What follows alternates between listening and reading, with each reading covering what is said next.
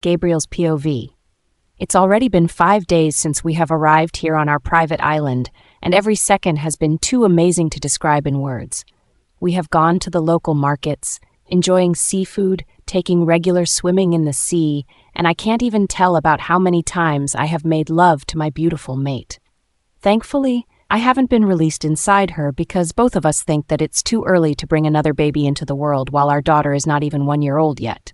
So, yeah, either I wear a condom or come over her body.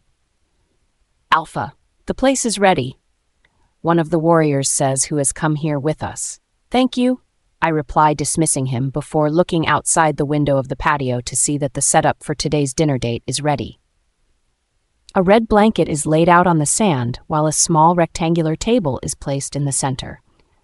A lot of pillows are surrounding it and several piles of woods are placed over, giving it a pyramid shape. I have asked the cook to make mac and cheese for dinner because this is the first thing Madison and I have eaten together. So I want to recall the moment, but this time without having to think about our future. I have already get dressed in one of my favorite white shirt along with black pants, and all is left for my mate to show up. However, I don't have to wait any longer because a few minutes later, I hear footsteps coming towards me, so I look at the direction to see that Madison is walking out of the mansion in A-line black gown, which is complementing her figure extremely well. "You are looking incredible," I comment when she stands in front of me.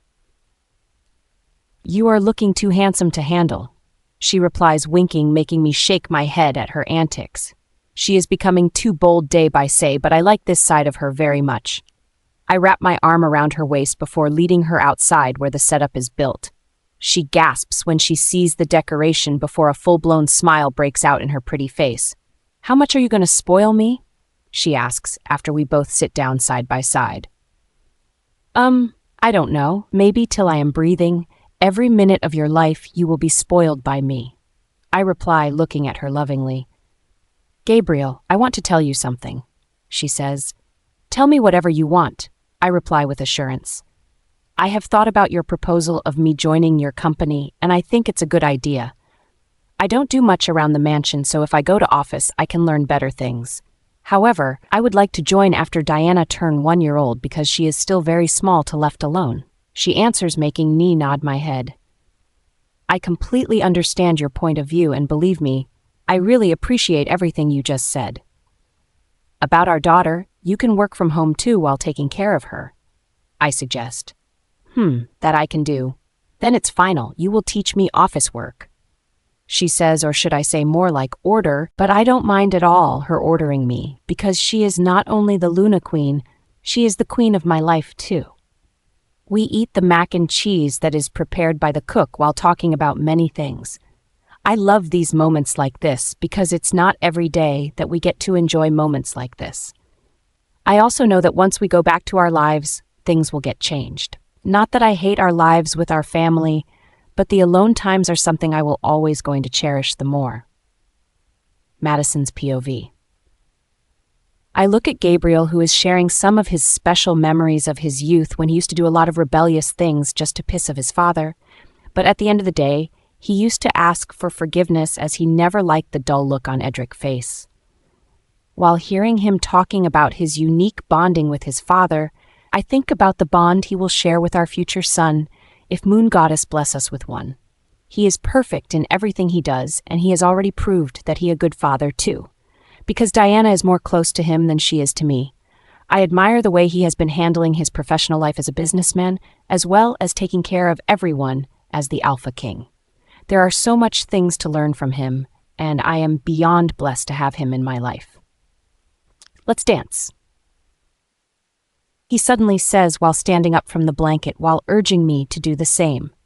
I don't complain and take his stretched hand before standing up as well. He takes out a small remote out of his pants pocket and types something in it. Soon enough, Perfect by Ed Sheeran starts playing, which makes me chuckle. I found a love for me. Darling, just dive right in and follow my lead. Well, I found a girl, beautiful and sweet. Oh, I never knew you were the someone waiting for me, 'cause we were just kids when we fell in love, not knowing what it was. I will not give you up this time, but darling, just kiss me slow. Your heart is all I own, and in your eyes you're holding mine. Baby, I'm dancing in the dark, with you between my arms, barefoot on the grass, listening to our favorite song, when you said you looked a mess. I whispered, underneath my breath, but you heard it. Darling, you look perfect tonight. Well, I found a woman, stronger than anyone I know. She shares my dreams. I hope that someday I'll share her home. I found a love to carry more than just my secrets. To carry love, to carry children of our own. We are still kids, but we're so in love, fighting against all odds. I know we'll be all right this time. Darling, just hold my hand. Be my girl. I'll be your man. I see my future in your eyes. Baby, I'm dancing in the dark, with you between my arms, barefoot on the grass, listening to our favorite song. When I saw you in that dress, looking so beautiful, I don't deserve this. Darling, you look perfect tonight. No. Baby, I'm dancing in the dark, with you between my arms, barefoot on the grass, listening to our favorite song. I have faith in what I see. Now I know I have met an angel in person, and she looks perfect. I don't deserve this. You look perfect tonight. He sings along with the song, and again I get lost in his blue eyes like the sea. I don't even bother to look another way, because why will I do that when I have this magnificent person with me? I lie my head on his chest at the same place where his heart is beating, feeling content. We are so lucky, right? Reese asks through the mind link. Indeed we are, and now we all have to do to hold our happiness tightly. I remark, smiling, when Gabriel dips down to kiss me. What are you thinking about? He asks after we done kissing for now. Nothing much, just discussing some stupid stuff with Reese. I reply, running my fingers through his hair, which have grown a little over the months, but I think it suit him. Madison's POV. Diana, why are you crying so much, baby? I ask my 8-month-old daughter, who keeps crying, which makes me want to cry too, because I don't know what's wrong with her. It's not like she is teething, because she has already passed that stage 2 months ago, so I don't get it, what is making her cry this much.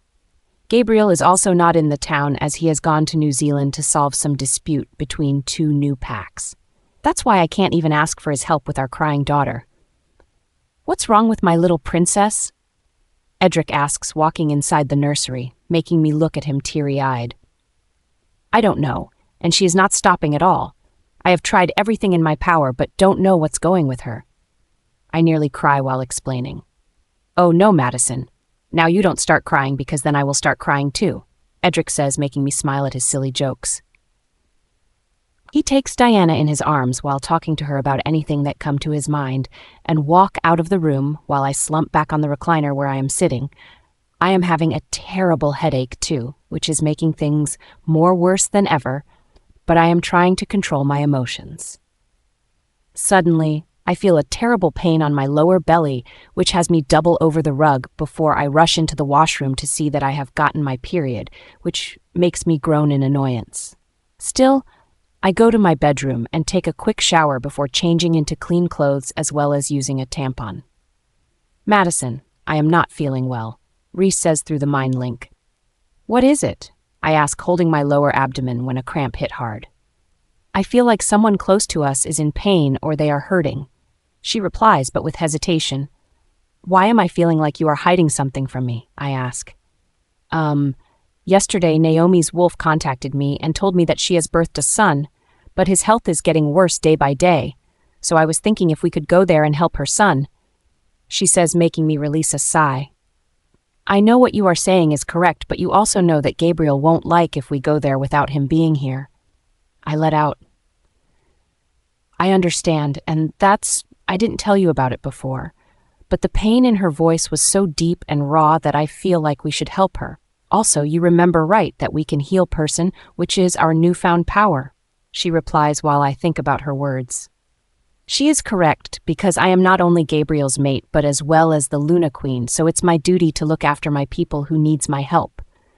Also, I have learned a few weeks ago that I have the ability to heal people, so I want to use it to cure the innocent ones. I know who can solve my dilemma, so I walk out of my room and up to the garden where Ariel is reading a book. Upon seeing me, she pets the side of the bench where I sit down.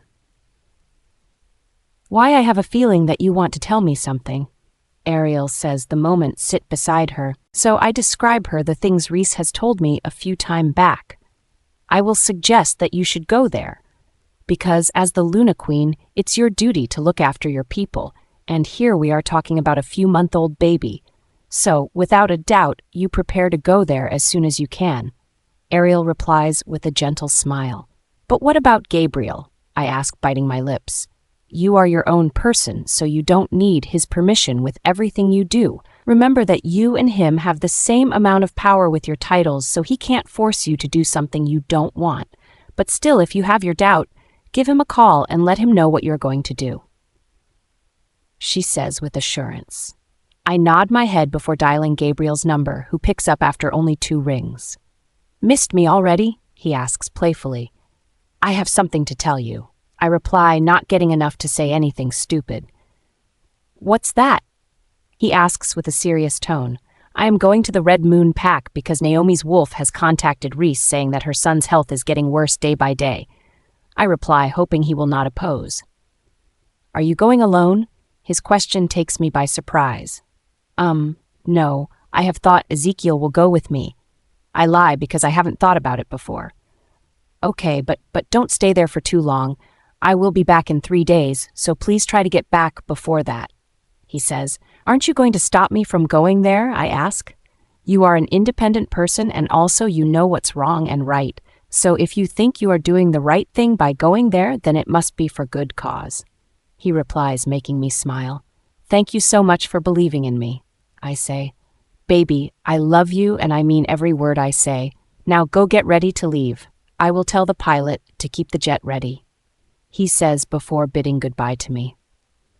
I quickly inform Ezekiel about my departure, who at first got shocked, but then understand when I explain things to him. After 2 hours, we are on our way to the airport, where the private jet is waiting.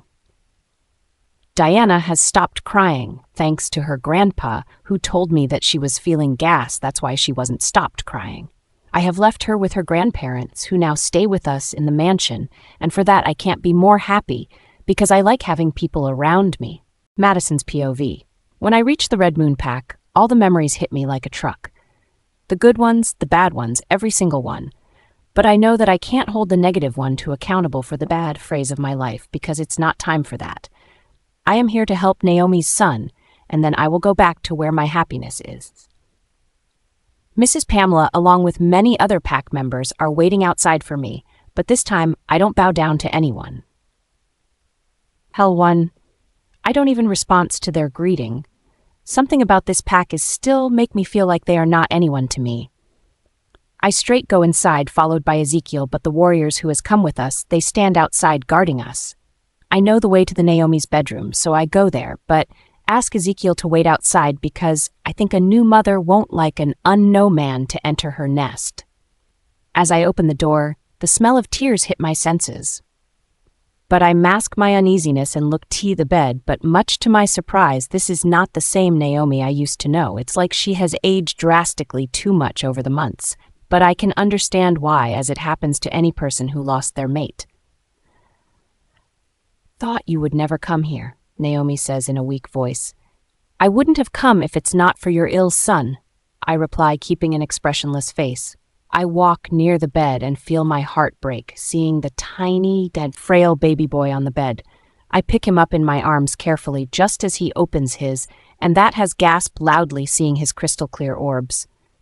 He has born blind, and the pack doctor has told me that nothing can cure him. Naomi says, breaking down badly. I am sorry to hear that, but I don't think I can heal his blindness. I say truthfully, without giving her any false hope. I know that, but I want you to heal him physically so that he can at least eat something. It's been nearly a week since he has drank my milk, she says, making me look at the baby in my arms. I put my right palm over his small forehead and start chanting the words which Courtney has taught me to heal anyone. 15 minutes of chanting the words, there is a loud cry from the baby, making his mom smile brightly. Now, he is completely all right, I reply, giving back her son to her. I am going back, I tell her, and walk out of the room, but she calls me from behind.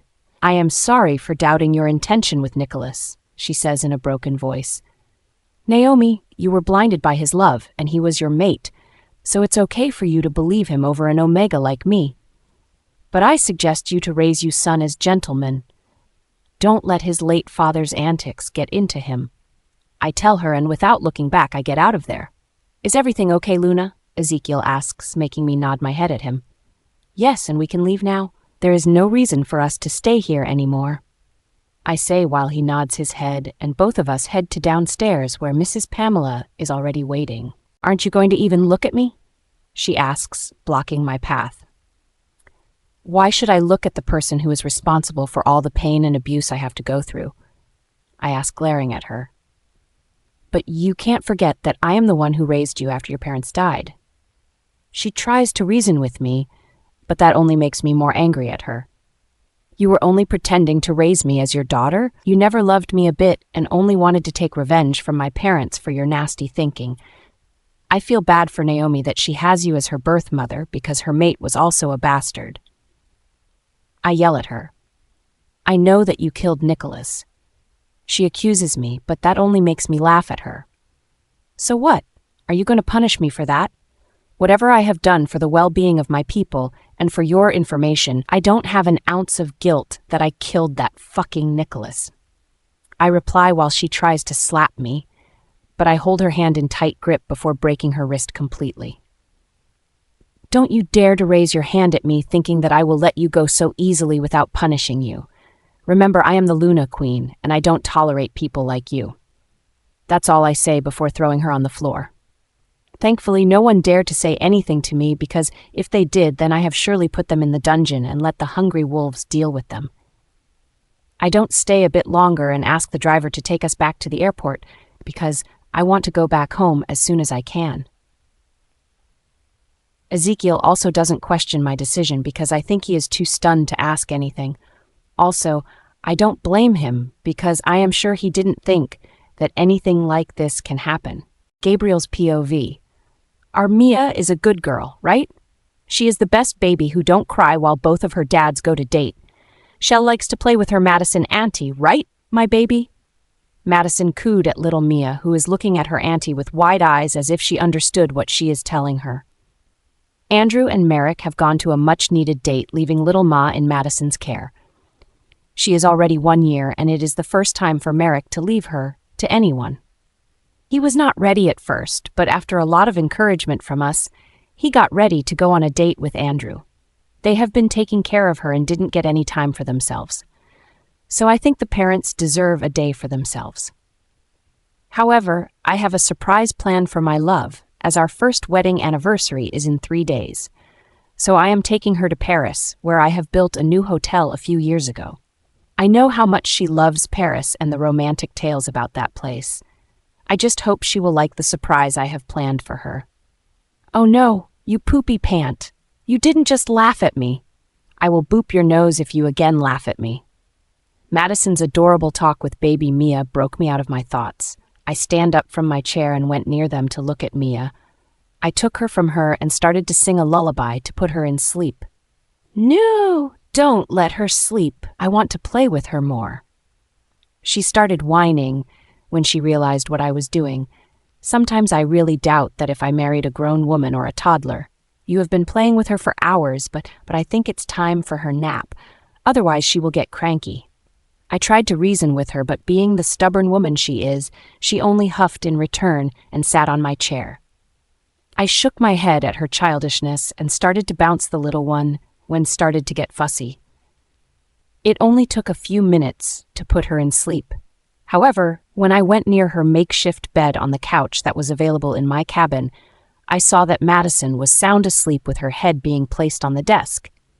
I chuckled and put Mia on the couch while keeping some cushions around him for safety. Then I went towards the desk and lifted my mat in my arms before sitting down on my chair, putting her on my lap comfortably. She snuggled closer to my chest and fisted my shirt in her hands. I placed a kiss on her forehead before starting to work on my laptop. Halfway through my work, a knock interrupted me. I looked at the two cuties who were sleeping peacefully to see if the sound of knocking disturbed them or not, but thankfully they both were sleeping good. I told the person to come inside. The door opened and a head poked inside. Did I disturb you? Naomi asks timidly. Nope. Come inside, I replied gently. She walked in cautious steps and took a seat across from me. How are you doing, Naomi? How is the pack going? I asked while adjusting Madison on my lap. She stirred a little but didn't wake up. Everything is going great in the pack, as they are busy traveling all around the world, leaving the business on my hands. Naomi replies with a sigh. Now that she said, I could see that there were dark circles around her eyes, and also she had lost some weight. Are you okay? Why are you looking so terrible? I asked worriedly. Nothing, Alpha King. Actually, it's my first time handling everything by myself, so I'm not getting much sleep.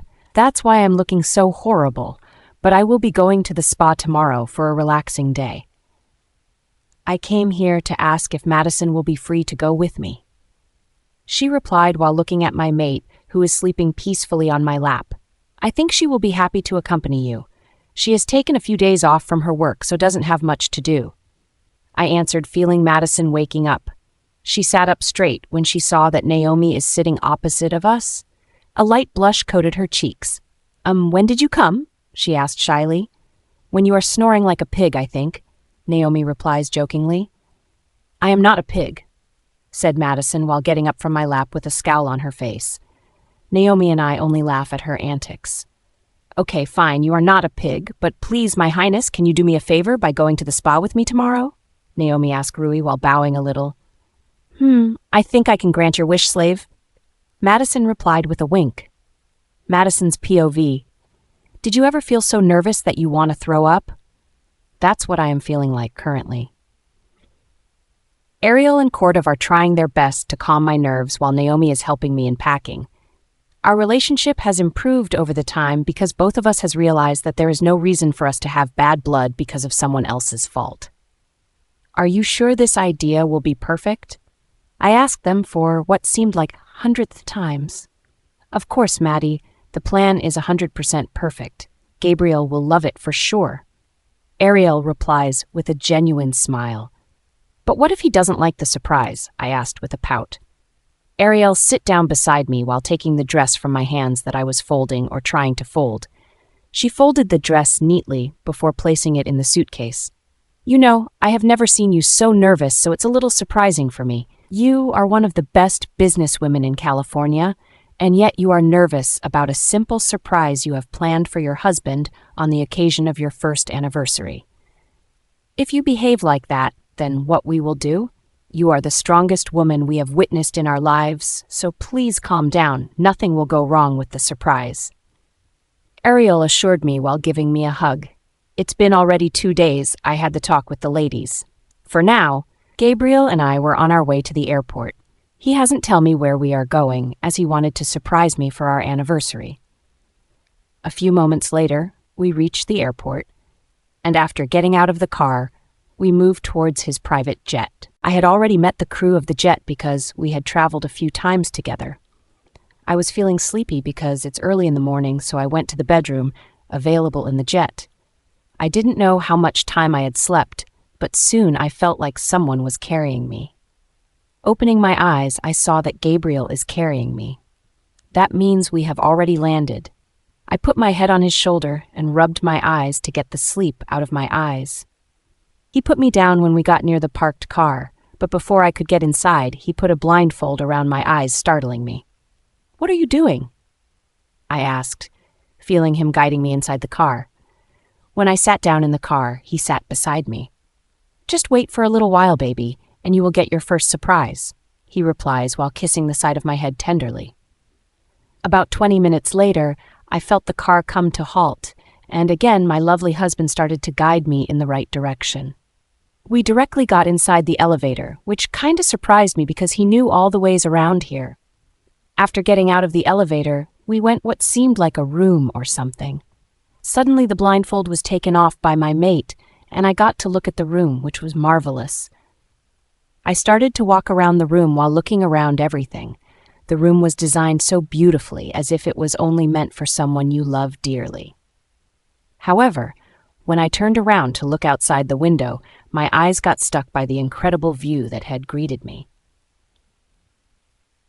I moved towards the balcony because I couldn't believe that I was seriously seeing Eiffel Tower in front of me.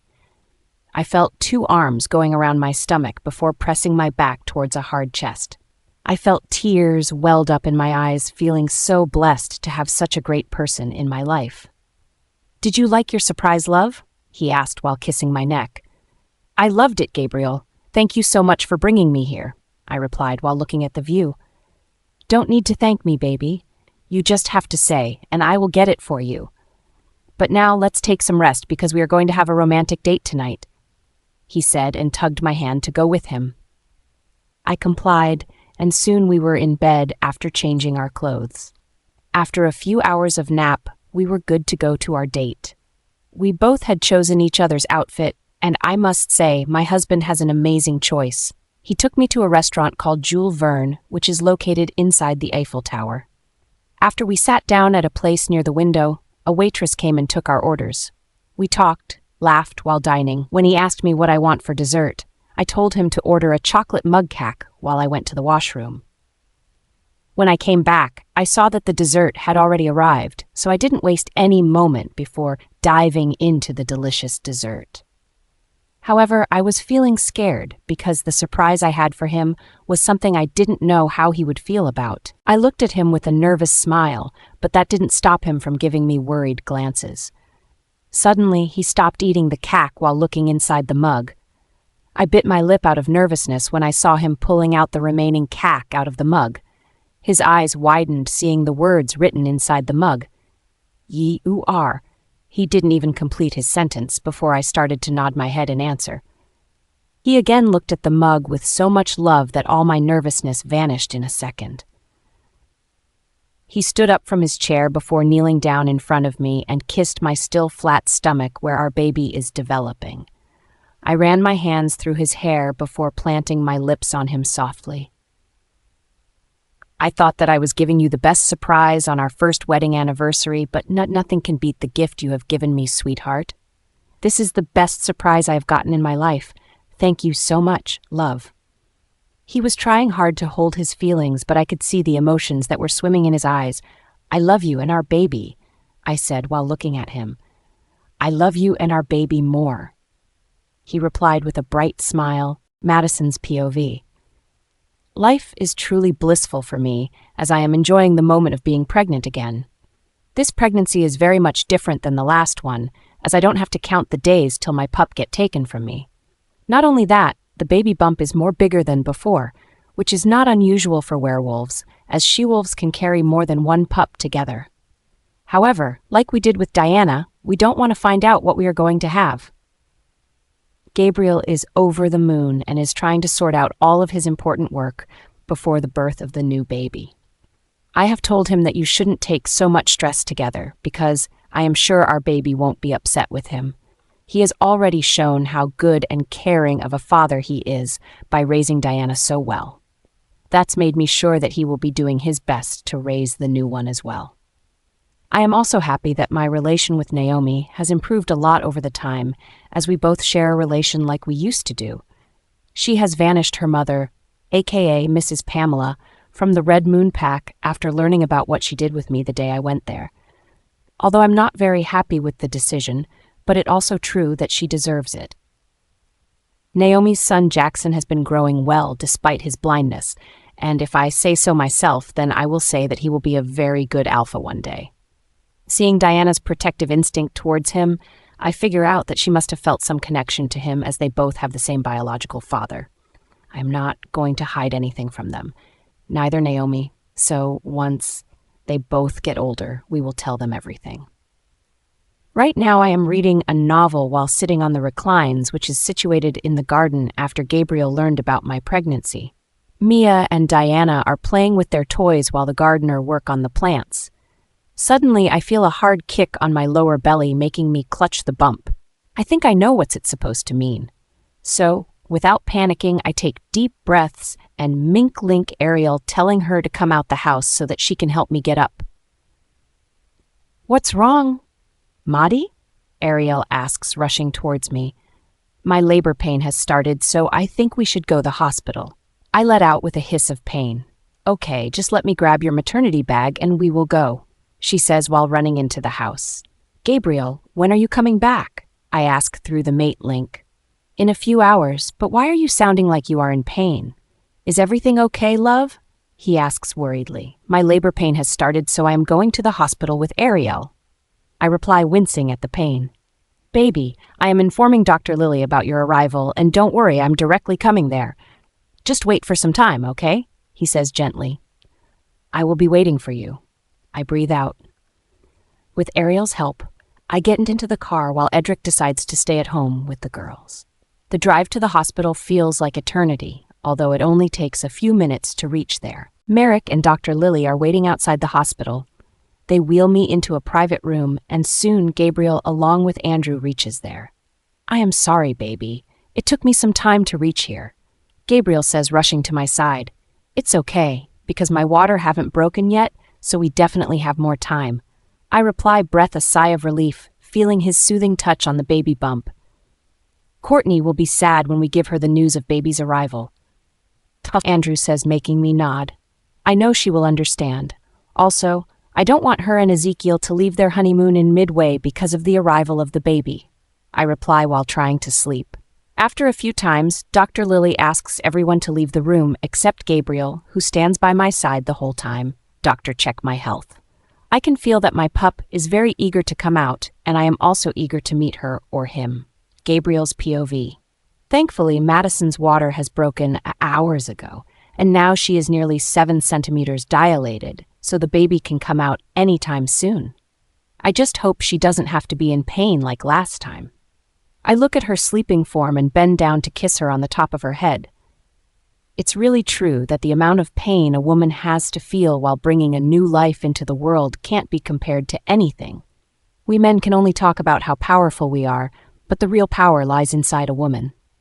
I think I need to push, Madison says, groaning in pain. Okay, let me call Dr. Lily. I reply and get out of the hospital room to inform Dr. Lily. Soon we get back into the room where we find Madison is crying in pain, making my heart clench. Dr. Lily, along with 2 nurses, start to help Madison in pushing the baby, while I hold my mate's hand trying to comfort her. I can't.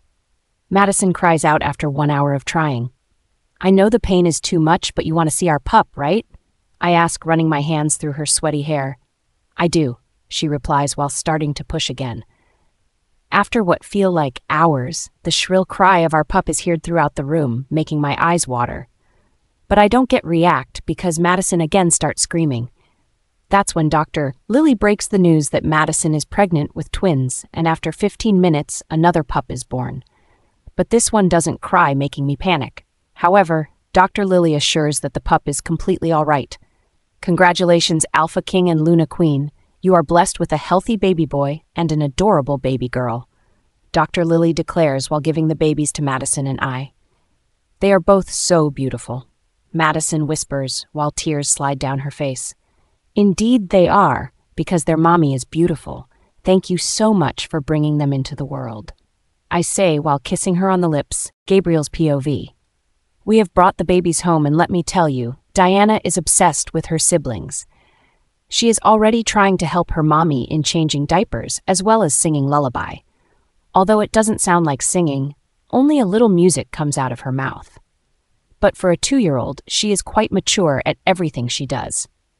Maybe because of the alpha blood in her, or maybe because she is connected to Moon Goddess. Only our family members know about this, as we have decided to keep it a secret, or someone may try to harm her. Right now, my princess is helping her grandma in the kitchen to prepare Christmas cookies, although it's only November. But she doesn't want to wait any longer to make cookies for her babies. Yeah, you heard me right. She likes to refer to the twins as her babies. And by any chance, she hears them cry. Then she throws the biggest tantrum anyone has encountered. The naming ceremony of the twins is being held tomorrow, and this time Madison is the one who wants to name the babies. No one opposed to it, knowing she will choose the best for the kids. Speaking of kids, I am in awe seeing Jackson, Naomi's son, who is able to climb down the stairs so easily that it's hard to believe that he is blind. The mother-son duo lives with us, as Naomi has asked me to take over the Red Moon Pack for now. But once Jackson grows up, I will hand him the alpha position so that he can make it more powerful. Bro, we are back, Ezekiel says, walking towards me along with Courtney. Both of you are glowing, I tease while hugging both. Stop teasing us and tell me, where is my prego bestie? Courtney asks, making me cough because now she is going to scold me real bad, as we have decided to keep the baby's arrival a surprise for her and Ezekiel. She is upstairs. Let me take you there. I let out, but she looks at me with suspicion. I know where your bedroom is, but why am I getting a feeling that you are something from me? Courtney remarks, raising her eyebrow at me. Me? Not at all, I reply quickly. Thankfully, she doesn't question me any further and walks up the stairs, followed by me and Ezekiel. Soon enough, we are in front of my bedroom and Courtney opens the door to surprise Madison, but I think she is the one to get surprised when noticing the twins on the bed sleeping. What the fuck? Ezekiel exclaims, making me hit him behind the head. No cursing in front of the kids, I remark, glaring at him. You guys are back early? Madison says, getting up from the bed. It doesn't matter if we are back early, but what's all these? Courtney asks, looking at baby's wide eyes. They decided to come early, and before you asked why we didn't tell you, we didn't want you guys to leave your honeymoon in the midway. Madison replies, hugging Courtney. Fine, this time I am sparing you, but don't try to do this next time. Courtney remarks, making Madison hit her on the arm playfully. Madison's POV. Today is the naming ceremony for the twins, and I am kind of nervous, thinking if everyone will like the name I have selected for the babies or not. Gabriel has assured me that I don't need to think about others because it's our children, so can choose any names we think perfect. Mommy, be ready, Diana says, walking into the bedroom, followed by her daddy, who must be the one to get her ready. Ah, you are looking so pretty, I compliment while she claps her hands, which startles the twins. But before I can try to calm them down, their big sister kisses them on their forehead, which calms them instantly. I am not surprised because I know my princess is special and will do many wonderful things in her life. Everyone is waiting for us, Gabriel says, picking up our son in his arms while I pick our little daughter. Diana doesn't like to be carried as she thinks she is too big for that, so she walks ahead of us. We walk to the backyard where the ceremony is being held. The elder blessed the babies, chanting some holy words before asking who is going to name the babies. Gabriel turns to me with a nod of his head. I take our son in my arms and face the crowd. Our son's name will be Xavier Edric Knight, I declare, making everyone clap their hands. And our daughter's name will be Selena Ariel Knight, I declare, looking at my mother-in-law, who has tears in her eyes. A kid no older than 11 years has been crying non-stop while some older kids are trying to find him. He is hiding in the school bathroom because if he gets out, then the older kids will tease him or beat him like always. However, luck is not in his favor today, as the older kids have found him and started to drag him out of the bathroom. Please, let me go.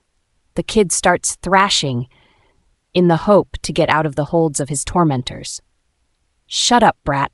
You have told the teacher what we did, and we have gotten punishment, so you will also get punishment for opening your mouth. One of the kids snaps. No one come forward to help the crying boy, because they don't want to get beat up for helping the boy. Suddenly, the older kid, who is dragging the younger kid, stumble backward when someone kicked him in the chest. All the students around there gasp in horror, seeing who has kicked the boy. The boy, whom the other boys were tugging to take somewhere, tried to get up, but failed due to the pain he is feeling in his knees. He feels a tender touch on his cheeks and saw that his rescuer was wiping his tears. Don't cry, Jackson. Your best friend is still here to protect you, says a 9-year-old Xavier with a firm voice. Xavi. Jackson starts crying more, feeling his cousin in front of him as he can't see. He stands up with the help of Xavier while his other two cousins, Mia and Selena, reach there with the school principal. By seeing their cousin in pain, both of the girls get angry, but being the logical one, Mia stops Selena to do anything reckless. What is this? I am hearing, boys. You guys tried to beat Jackson again after I have given you all a last warning? The principal shouted at the boys who were tormenting Jackson. No one answered, knowing well that there was no way to get out of the blunder they had done. Go to my office right now. All the boys hurriedly went out of there, hearing the principal's order. Are you okay, son? the principal asked the scared boy, who is hugging his big sister like cousin Mia. "I want to go home, sir," Jackson replies with a whimper. "Okay, dear. I have already called your grandfather and he will be here in a few minutes," the principal assured. Soon enough, a frantic-looking Edric reaches the school and saw that his precious grandson Jackson is sleeping peacefully on the couch that is available in the principal's office. "What happened to our Jackson?" Edric asks while lifting Jackson in his arms. "Some kids bullied him, Grandpa, but don't worry, he is fine now," Mia replies before Xavier or Selena can say anything. "How can you say he is okay, sissy? Just look at him. Jackson is not okay. He is very scared." Selena exclaims with anger, "All of you keep quiet. Jackson is sleeping and I want to take him home as soon as possible, so let's go." Edric orders them. They bid goodbye to their principal, while Edric promises to have a chat with him later. When they got inside the Knight house, all the parents are already there waiting for the kids. As soon as Edric walks inside the house, Naomi comes running towards him and takes Jackson in her arms. Soon enough, Naomi's new mate Kyle also reaches there. By seeing the tear-stained cheeks of his stepson's son, he fumes in anger. But he controls himself because it's not time for him to show his anger. He needs to take care of the boy. Naomi and Kyle take Jackson to his room to change his clothes while others looked at the kids with anticipation. So Mia starts to tell them what happened. All of them are shocked hearing what have happened in the school. How can they beat our little Jackson just because he is blind? Courtney asks aloud. Those kids need to be taught a lesson. Andrew growls. Please calm down, guys, 'cause anger won't solve the problem. I will handle it by myself. Madison says, walking into the living room with Travis, Courtney, and Ezekiel's 5-year-old son.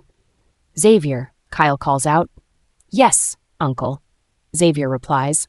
Jackson is asking about you. Can you please go there and calm him down? Kyle asks while looking defeated. Xavier runs towards Jackson's bedroom without asking anything else. I am really feeling like a failure, guys. My son is crying and I can't even console him because he thinks that I am not his father just because he is adopted. Kyle has tears in his eyes. He has never felt this helpless in his life before. Our Jackson is going to be okay. He just needs some time to relax, and don't worry, his best friend is with him, who knows well how to calm him down. Naomi replies, sitting beside her husband, who nods his head. Naomi is right, Kyle. Jackson has his big brothers and sisters to protect him, so don't worry, he will be fine. Gabriel assures with a small smile. I think we should start planning Diana's surprise birthday party because Ariel has informed me earlier that they are coming at 5 p.m., so we don't have much time left to prepare everything, Merrick proposes with an encouraging smile.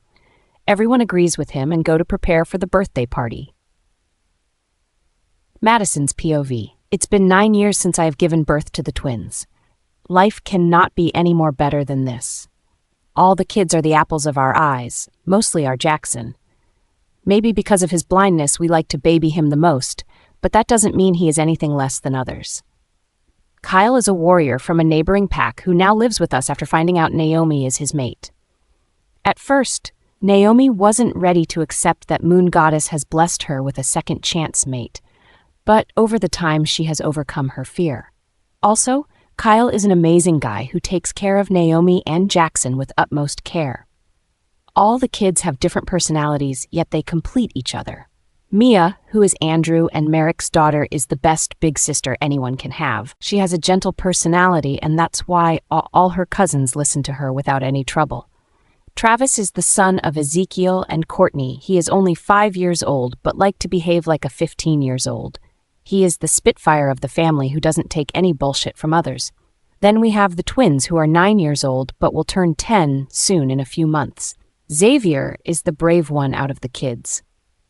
He is not a much talker, but likes to observe things from afar, so when needed he can tackle the situation well.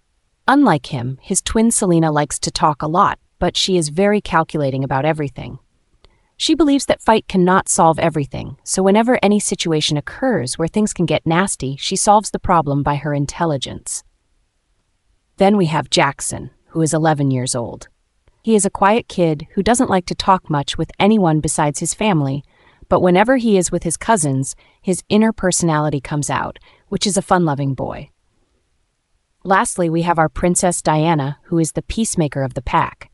She is also the defender when it comes to her loved ones, but she doesn't strike directly. She likes to destroy her enemy piece by piece, and that's why I am kind of scared of her reaction when she comes to know about the attack on Jackson. "Are you ready, love?" Gabriel asks while combing his hair. I go towards him before turning him towards me to correct the knot of his tie. He puts his hands on my waist while I redid his tie. "Have I told you how beautiful you are looking today?" he asks in a husky voice while I roll my eyes in response. "Hey, that's not fair. Here I am trying to be romantic and you are rolling your eyes at me." He whines like a kid.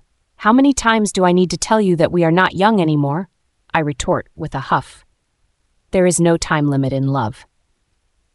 Two sets of voice says, from behind, but seeing the fondness on my husband's face, I know that they are our kids. I turned around to see that both of them are standing there with a cheeky smile on their faces. I open my arms for them and they come running to me. I kiss both of their heads while I feel Gabriel hugging us all from behind. "What did you prepare for your big sissy?" I ask them. "I have prepared an explosion box full of her favorite chocolates for her." Selena cheers. "I have made a photo frame where I have put all of her favorite photos inside."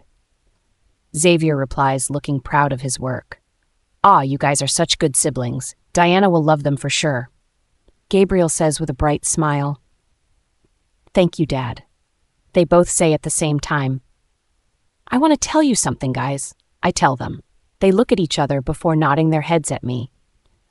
"What you two did today is incredible, and for that your dad and I are very proud of you. But it's not only about today. There will be many obstacles in your path in the future. However, I want you guys to handle the situation together like you did today," I say while caressing their cheeks lovingly. "We will remember, Mom." Selena replies while Xavier nods his head eagerly. After a few minutes, we walk downstairs and see that the guests have started to arrive. The kids have long gone to the entrance to welcome the birthday girl. Soon, Edric tells us that Ariel has arrived with Dianc, so we switch off all the lights. We hear the door being opened but didn't utter a sound. Grandma, why is it so dark in here?" came Diana's confused voice. That's when the lights turn on, and we scream, "Happy birthday" to her. She is shocked at first, but then a full-blown smile made its way in her face.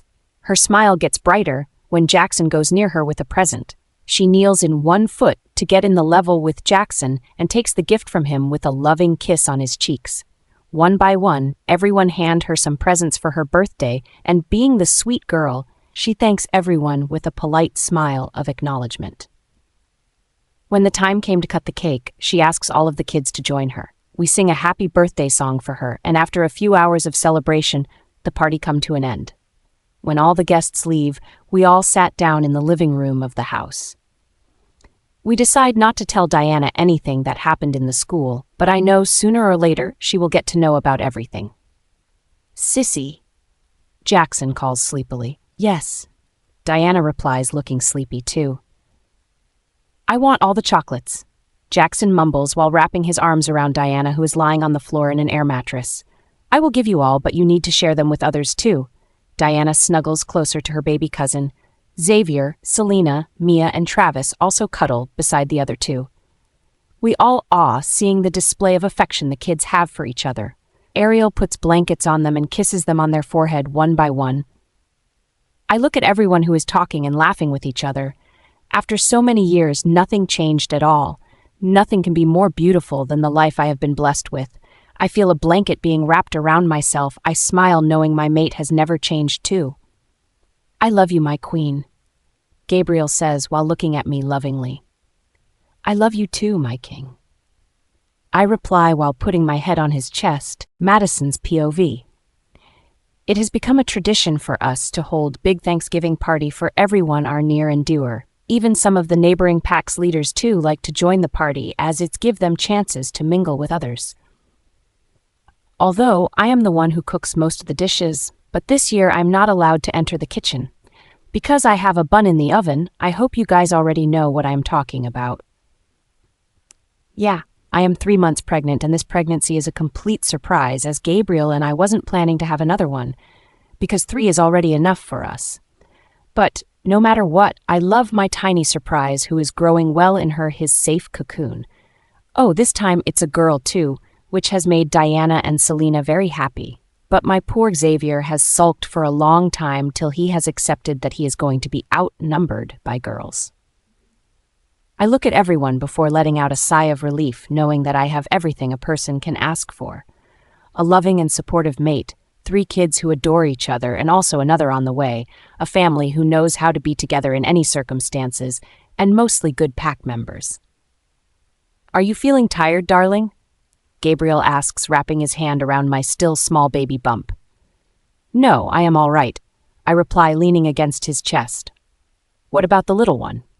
He asks, rubbing my stomach. She is also good. Her big sissy has given us a glass of apple juice, which I think the little one has really liked. I reply, making him chuckle. My Princess Diana is getting so big and mature that it's hard to believe that she is the same daughter who used to demand to be held by me. But now look at her, she is taking care of her siblings and cousins so amazingly that I want to stop the time. He says while looking at our elder daughter who is playing peekaboo with her siblings and cousins. Have you found out who sent you the letter? I ask, turning to face him. Still, no clue about the sender. But don't worry. Ezekiel is working on finding as much information he can about the sender. I will not let anything happen to our daughter. He replies, holding my face in his hands. But what if the person does what he or she mentioned in the letter?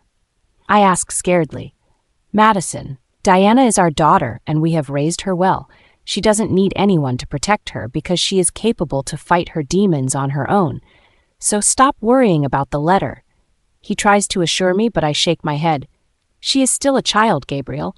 What if she can't protect herself from the bad people? I ask, holding back my tears. Then I will be the one to protect her. Always remember one thing, she may not have my blood in her veins, but she has my knowledge in her brain, so she is like a lady Gabriel Knight, who will never let his enemy go away so easily. You are pregnant, so calm down and take care of yourself. Let me handle everything else. He says, pulling me towards him, making me sigh. I know he will keep his words and protect our daughter at any cost. But still, I can't let go of the nagging feeling from my mind that someday he won't be able to control the situation. I can vividly remember the words written on the letter that was dropped in front of our mansion a few days ago. Only a few days are left for your happiness, because soon I will take away your biggest happiness, and that is your lovely daughter Diana. What you have done to me, I will do to your daughter 10 times more than that, and only then you will understand that someone can be crueler than you. There is no name or address under the letter, but the words are enough to make me scared out of my mind. So many people can come for Diana, but we can't assume anything without any evidence. That's why Gabriel has increased the security around our kids, because we don't know when that person will strike. I just pray to Moon Goddess that we will be able to get the information on the person before he or she can do any damage to Diana. 6 years later. Many things have changed over the years, but what haven't changed is how the people around world still trying to find their significant one. Some are lucky to find their soulmates in early age, but not everyone is lucky enough for that. That's why Alpha King Gabriel and Luna Queen has been arranging annual mating ball where everyone is welcome to come and have the chance to find their soulmates. Speaking about the kids of the royal family, they are growing up very well.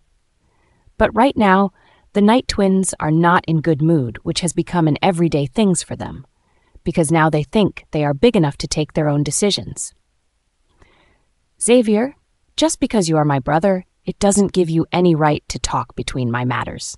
I know with whom I should talk and with I shouldn't, so please for God's sake stay out of my matters. An angry Selena yells at her twin who looks completely unfazed with everything. Are you even listening to me? Selena asks, in which Xavier rolls his eyes. Mom, please, you have to scold him. Selena tells Madison, who just walked into the living room hearing her kids bickering.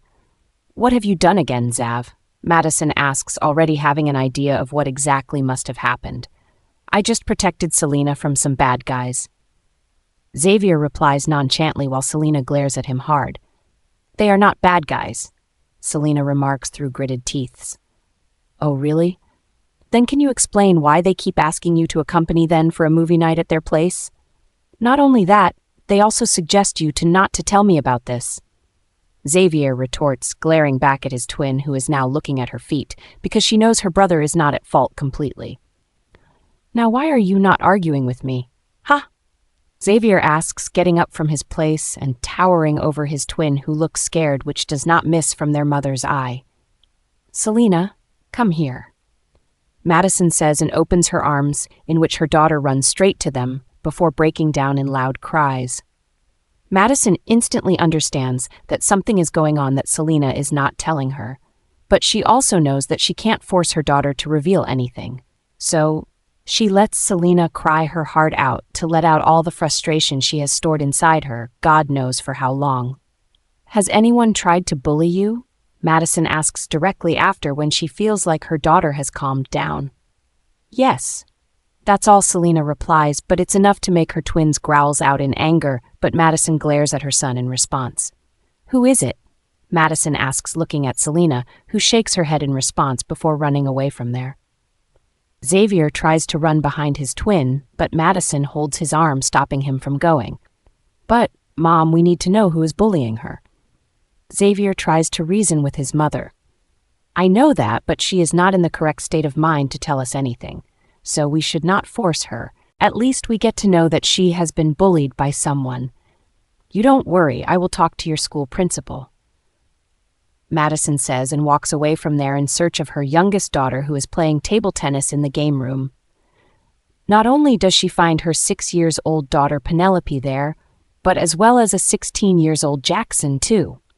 For some reason, from the time Penelope has born, Jackson is the only one with whom she likes to play except her big sister Diana. It's an amusing sight to observe, as Jackson hates anything athletic, but he can't say no to Penelope, who likes to play games that involve physical strength. At first, Gabriel wasn't very fond of leaving Penelope alone with Jackson because of his blindness, but then Madison told him that Jackson may be blind, but his senses are more powerful than anyone else. So, Penelope is safe with him. Madison decided not to disturb them and let them play while she goes to find Gabriel, who is working on his home office on an important project. Upon arriving upstairs, Madison knocks on the door, in which she gets approval to go inside. She opens the door to see that Gabriel is in deep thought, which does not settle well with Madison. What happened? Madison asks as soon as she stands behind her mate, wrapping her arms around his neck from behind. Baby, there's a huge problem going on behind our back, Gabriel replies, making me worried. What are you talking about?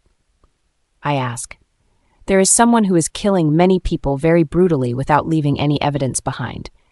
Not only that person is killing werewolves, but that said person is also targeting humans as well.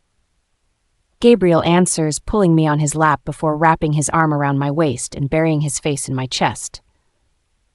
I came here to tell him about Selena's situation, but he is already dealing with another problem. So, I think I shouldn't tell him about the bully thing, because I am sure I will be able to solve it by myself. Darling, do you have something to tell me? Gabriel asks suddenly. Nothing particular. I just wanted to know, what do you want for dinner? I ask, and he looks at me with a mischievous smile, as if a few minutes ago he is not worrying about a serious matter. You. Madison rolled her eyes at her mate's reply before hitting him on the arm playfully. It's been so many years, and this man is still obsessed with her body. You are talking as if you are not obsessed with our mate's drool-worthy muscular body. Reese says through the mind link. At least I am not as horny as you.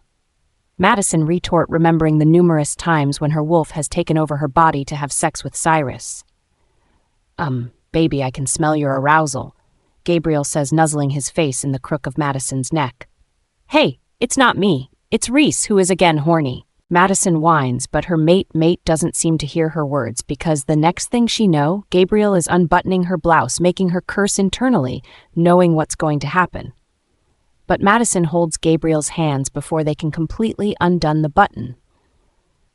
Gabriel, I have some important matter to discuss, Madison says sternly, and now it's Gabriel's turn to whine. Now what? Gabriel asks grumpily. I was thinking about the threat letter that we received a few years ago. However, we still don't know how sent the letter. Madison remarks, making Gabriel serious.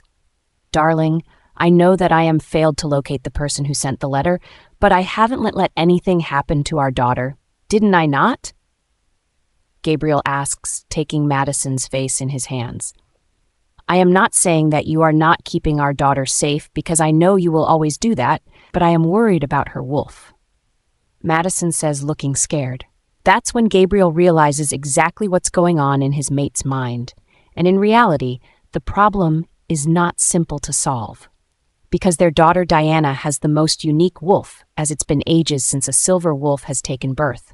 Many think that silver wolf is a myth, but when Diana first shifted into her wolf form, Gabriel and Madison knows that their older daughter is way too special. That's why they have asked their daughter to not shift in front of anyone except their family members, which has put a discussion among the werewolves packs, if the royal princess have any wolf or not. Remember, on Diana's 16th birthday, the moon goddess visited us to inform us that Diana's mate will be someone very unexpected, and their bond will be the end of this world or the start of a new era. Now that she is 18 years old, it's high time she finds her mate, but I am scared thinking about the outcome of their bond. Madison lets out while Gabriel tries to calm his mate down. I am sure Diana will never take any decision which can harm her pack or people. She is the next Luna Queen of the werewolves, and when she finds her mate, they both will rule together. Gabriel says to his mate, although inside he is also a little scared of the future. Because Moon Goddess's words cannot be taken lightly. A man is walking on the peaceful street with an axe in his right hand while looking ahead of him. He has been roaming the street of Toronto for a very long time, trying to find the people who are responsible for his condition. He has murdered a lot of innocent people, but he doesn't even know that what he is doing is a crime. He has been locked up in a laboratory since he is a baby, and the people who were keeping him there used to experiment on his body to see how strong he can get. All the chemicals that have been injected into him have turned him into a monster from the inside and messed up with his head completely. That's why he thinks he is doing the correct thing. He is like a walking robot who works on command, but right now there is no one to command him. So, he is doing anything that he thinks is correct. Suddenly, the man hears some voices which are coming from a nearby alley. He walks up to the alley and his lips quirk up in a smirk, indicating that he has found his next targets. But before he can attack those men, someone grabs him from behind while covering his face with a bag. He tries to get free from the person's clutch, but nothing is working as the person seems to be a lot powerful than him. However, he feels like the person is not trying to harm him as they are not harming him. Stop struggling and keep calm. The man is shocked to hear a girl's voice because he can't believe he is not able to break free from a girl's grip. Soon enough, he gets out of shock and starts protesting while growling at the unknown girl. But much to his surprise, the girl growls back at him, which sends him to his knees without his knowledge. The growl holds so much power that the man starts trembling in fear, which is the first time in ages. The bag gets taken away from his head so that he can now see exactly who is stopping him. What he did not think that the girl in front of him would be this beautiful that he won't be able to take his eyes off her.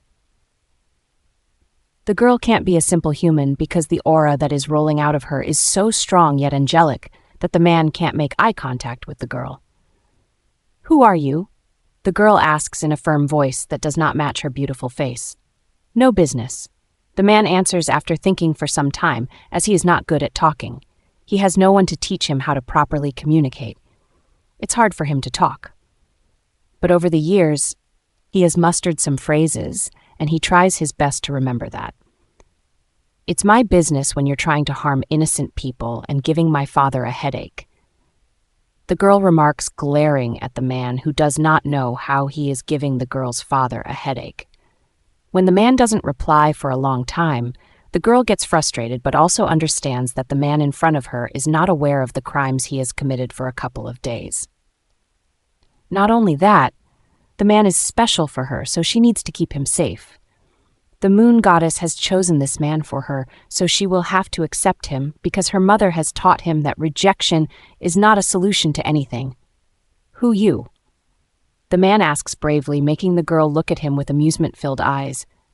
Diana Knight, the older daughter of Alpha King Gabriel Knight and Luna Queen Madison Knight. The girl replies before shifting into an enormous silver wolf and asking the man to get on her back, which confused the man as he doesn't understand.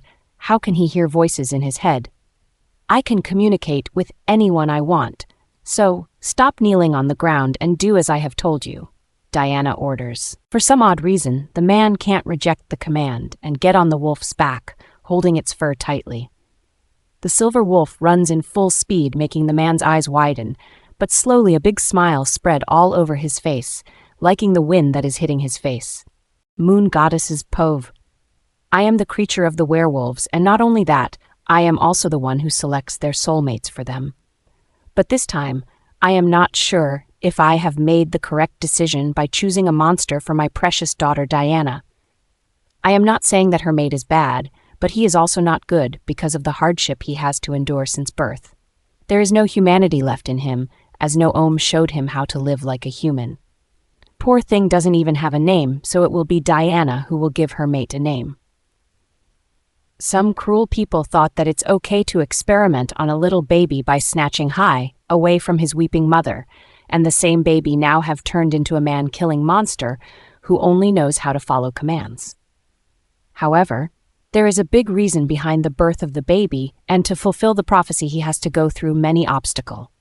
That's the main reason why I have selected him as Diana's soulmate, because only my daughter can keep him safe from the storm that is coming towards him in full speed. Dear, when will Diana meet her mate? Soul son, my mate asks from behind, making me turn around to face him with a smile on my face. Diana has already met her mate, but, like I have thought, her mate doesn't seem to understand their bond, I reply. He doesn't understand because he doesn't know that he has a wolf inside him which has been kept locked up by some horrible people. Saul remarks angrily, but I put my hand on his shoulder to calm him down. Don't worry, Diana will help him to gain access to his wolf, because they are the only one in the whole world who have the most powerful wolves. I let out. Diana has a silver wolf and she is very powerful, but what about her mate? Because, in my opinion, besides silver wolf, white wolves are the most powerful one. Saul says, looking confused, while I chuckle because he is very impatient when it comes to talk about mates. You will find out soon, my love. First, let Diana handles her mate, which won't be easy seeing how the Alpha King is too protective of his precious daughter. It will be a sight to behold as how Diana make things good between her mate and her father. I retort, looking at the large crystal in front of me where I can see anything I want. What I said about Alpha King Gabriel is completely true because he adores Diana the most. They may not share the same blood, but their thinking and working style is same. So it won't be easy for none of them to get past their boundary to accept the changes that going to happen soon. Hopefully, they will be able to solve the situation, because they need to be kept united to solve the puzzle that is coming their way.